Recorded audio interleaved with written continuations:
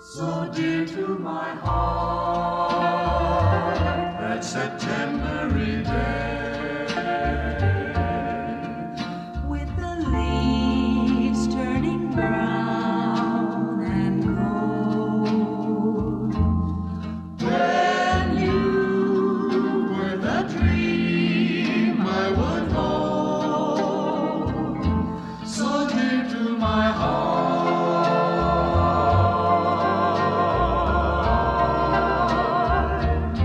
So dear to my heart, that December-y day, When we stroll down a snow-white lane, the kiss that we shared will remain, so dear to my heart.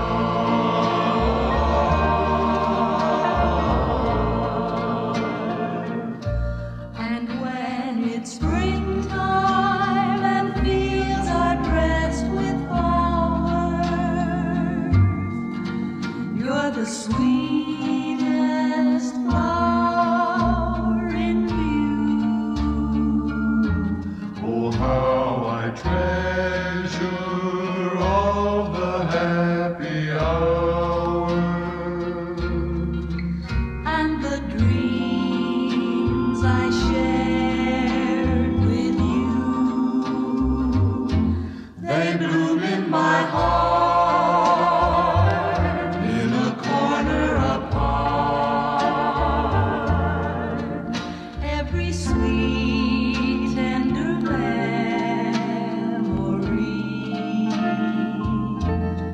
As long as I live, they will be so dear to my heart, so dear to my heart, so dear to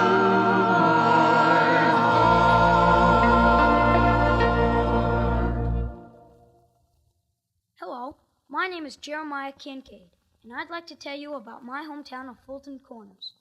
Now, Fulton Corners is not a very big town. In fact, it's pretty small.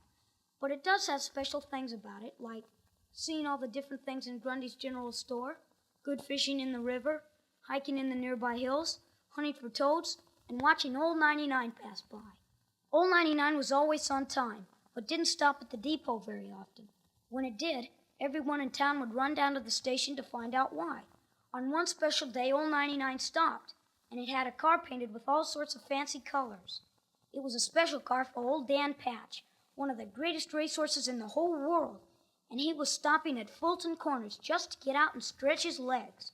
They stopped Old 99 just for him. Get out the way for old Dan Patch, dee diddle die diddle, old Dan Patch. Oh, get out the way for old Dan Patch, get out the way. Dan Patch was born a scraggly colt, and he weren't no thoroughbred, with spindly legs and knobby knees. A hard road lay ahead. All the folks agreed he could not succeed if he ran the sulky race. But he proved them wrong when he stepped along and finished in first place. Oh, get out the way for old Dan Patch, dee diddle die diddle, old Dan Patch. Get out the way for old Dan Patch, get out the way. Boy, what a beautiful horse. And he even ate an apple right out of my hand. I'll never forget that day as long as I live.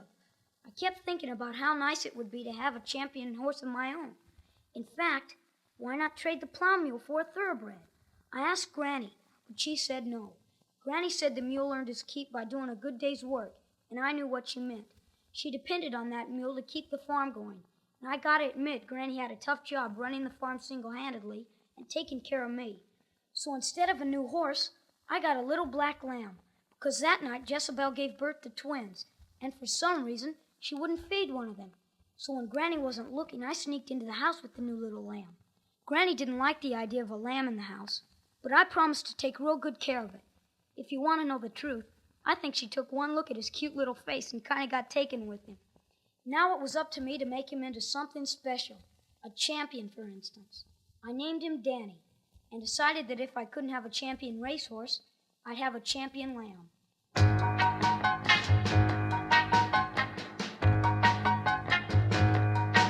It's what you do with what you got. What you got, And never mind mind how much you got. much you got. It's what you do Do with what you got. what you got, that pays off in the end. You got to add And how much you do. much you do, Then multiply by what you got. what you got. You think you can, Can't win, but you do. but you do, and you get that dividend.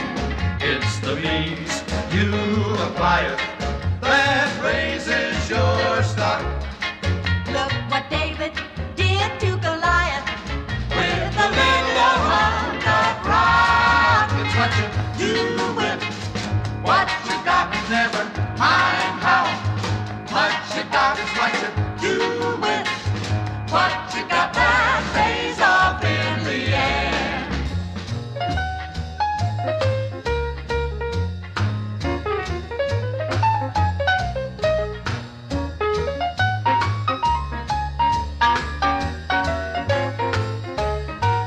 Now if at First you don't succeed, a lot of spunk is what you need. for someone else out, take the lead. So try again. It's the means you apply it that raises your stock. Look what David did to Goliath with a little hunk of rock. It's what you do Do with what you got. what you got, And never mind mind how how much you got. much you got. It's what you do Do with what you got. what you got, that pays off in the end. Danny was a real frisky lamb, a little too frisky because one day he ran right through Granny's screen door. Boy, was she angry. Danny and I hightailed it out of there fast. I figured we'd better go to visit Grundy's store for a while. But Danny did it again. Things went crashing all over the place, and Danny went right through Grundy's screen door. Danny sure wasn't friendly towards screen doors. I guess about the only safe place to go was Uncle Hiram's. Uncle Hiram is a village blacksmith, and besides being my uncle, he's my friend. I tried to explain to him that it wasn't Danny's fault. He was just standing there looking at the candy, and old Fudd Grundy snuck up and shot him with a bean blower or something.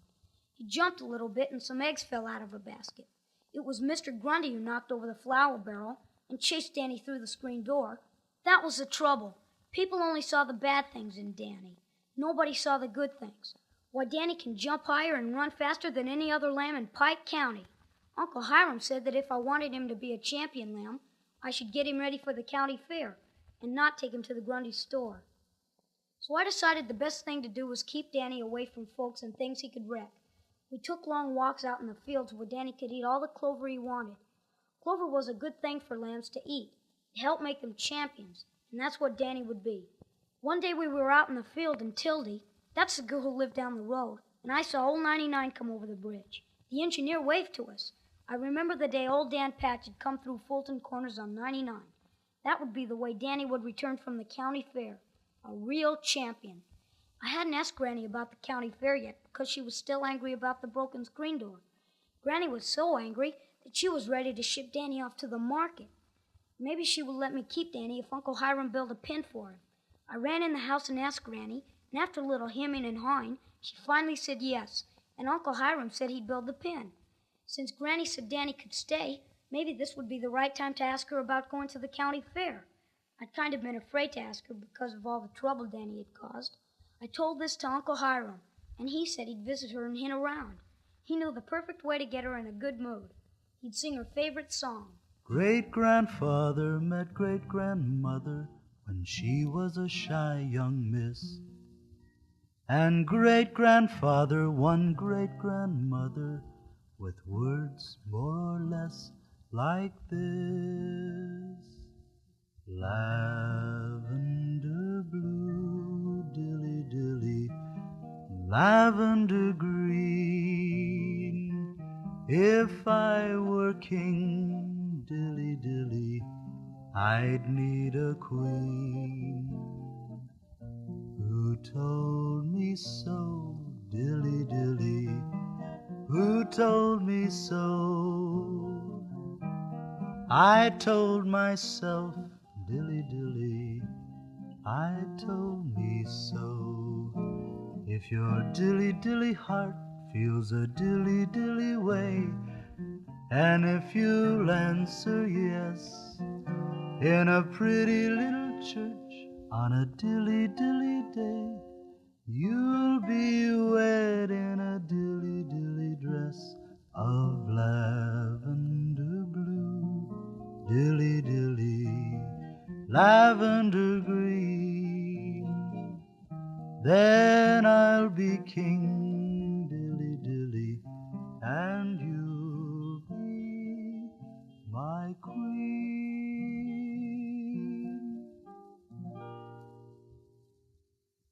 Granny really liked the song, but she wasn't that easily fooled. She figured something was brewing, especially when Tildy and I did all the dishes without being asked. In fact, she figured it was the county fair. Now, it wasn't that she was against going. It was just that we didn't have the money. Uncle Hiram offered to lend her the money, and I said we could pay him back because I knew that Danny would win the blue ribbon and cash award. But Granny didn't believe in spending money that wasn't hers yet. I said we should all pray to the good Lord, and maybe he would see us through. But once again, Granny said no. She said that in this house we don't pray for cash money, only for things of the Spirit. And so Tildy and Uncle Hiram left feeling very sad. I felt sad too, but I figured there must be a way to get to the fair. Danny's a good lamb. In fact, he's a ram now because he's grown so much, and he deserved a chance for that blue ribbon and cash award. I've got to think of a way.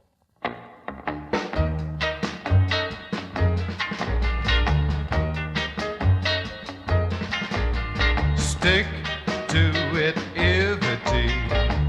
If you got that stuff called stick-to-it-ivity, you're gonna do all right. Old man adversity gonna have his bluff called stick-to-it-ivity. Never lost a fight, yes sirree. Yes, sirree. You can clear the deck for opportunity by applying stick-to-it-ivity. If you got that stuff called stick-to-it-ivity, you're gonna do all right.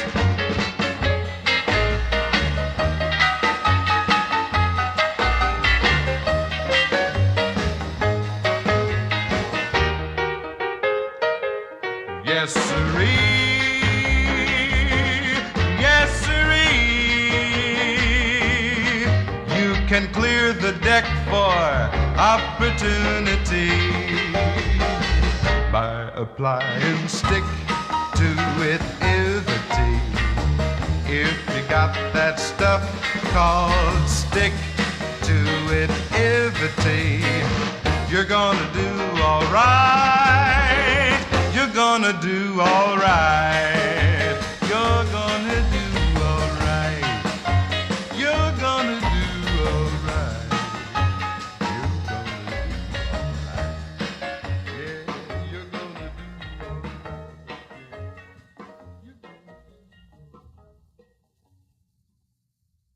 I decided the best thing to do was earn the money myself. I tried selling sassafras seeds, but they didn't bring a very good price. In fact, it would have taken me years to get enough.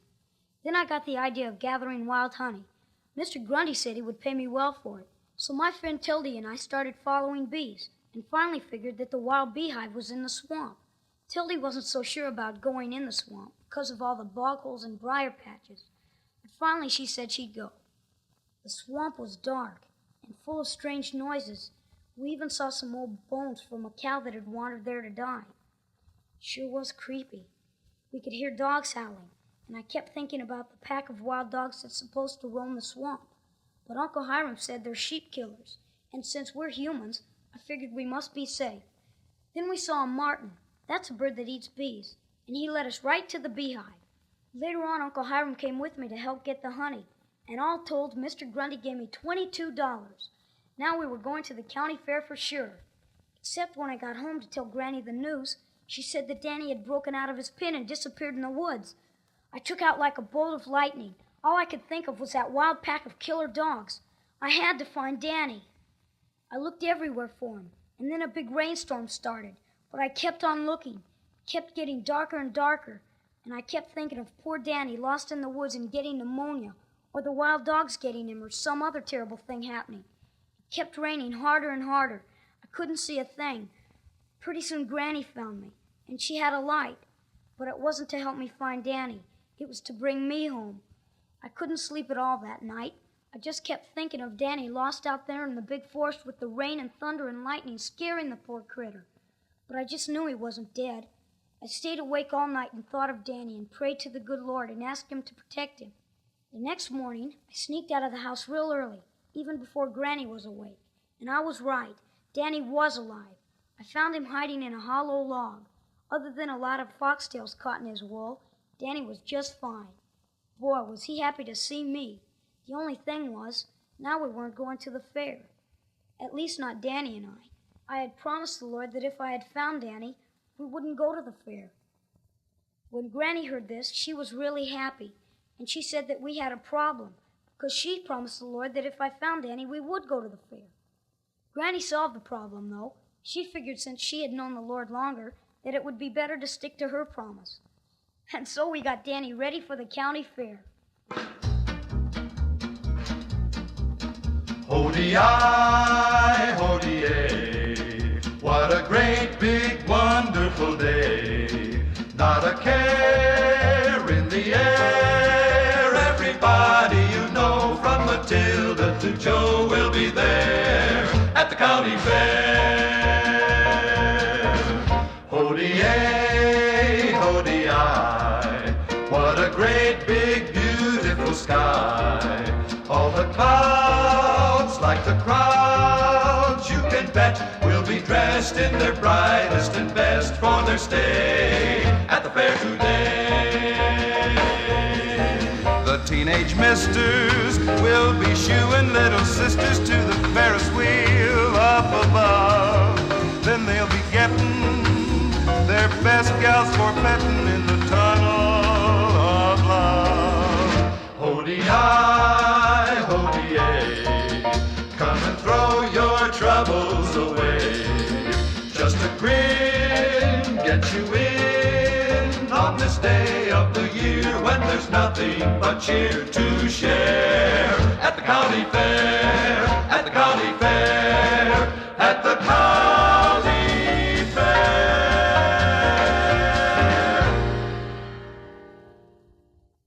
Wow, I'd never seen anything like a county fair before. There were all kinds of rides, games, and refreshments. But who has time for things like that when you have a future champion ram to take care of? Granny and I combed Danny real well, so that his black coat had a nice shine to it. Then the announcement came. The judging for the champion ram lamb of Pike County Agricultural Livestock Fair will now take place in the main arena. That was us. My heart kind of went thud. Okay, Danny boy, now you're showing what a fine ram you are. Fulton Corners will be real proud of you after today. They'll even forget how you wrecked old Grundy's store. Granny said there could only be one winner, and if it wasn't Danny, I was to walk out of the ring real proud, like a true Kincaid. I walked into the ring and took my place next to the other contestants. Danny was the only black ram. That made him extra special. And gee, those other rams sure had long fancy names. When the judge asked me about Danny, I just said his name was Danny, and his mother Jezebel. I didn't rightly know who his father was. A lot of the folks at the fair laughed a little, but the judge smiled and said Danny was a fine ram. And then an awful thing happened. As the judge walked away, Danny got loose and butted him. The judge went sailing right into the dirt. That was pretty embarrassing, but I told the judge it was because of the good oatmeal I fed him. He smiled, so I guess everything was all right. Finally, it was time for the announcement. But it wasn't Danny. I just sort of stood there a while. I couldn't believe it. They just didn't know a good ram when they saw one. Then I remembered what Granny said and stood up like a proud Kincaid and started to leave the arena. Just then the judge stopped me. He told me Danny was the finest ram he had seen in a long time, and he told all the people that Danny was that way because he had extra special care. And then he said, and these are his exact words, "It's what you do with what you got that counts. This little lamb is a champion in every sense of the word. Therefore, it is a unanimous decision of your judging committee that there be awarded the breeder a special prize which has not been given in 4 years, a special award of merit to Jeremiah Kincaid." Those are the exact words the judge said, and I don't think I'll ever forget them. Danny was a real champion. In fact, he was a special champion. Granny was so happy she started crying. Now we'd ride back to Fulton Corners on Old 99, and Danny would have a special greeting, just like old Dan Patch. Get out the way for Jerry's ram. Dee-diddle-do, diddle, Jerry's ram. Get out the way for Jerry's ram. Get out the way. Danny was born not far from here, but became an orphan fast. His mama refused to help him, and so he finished last.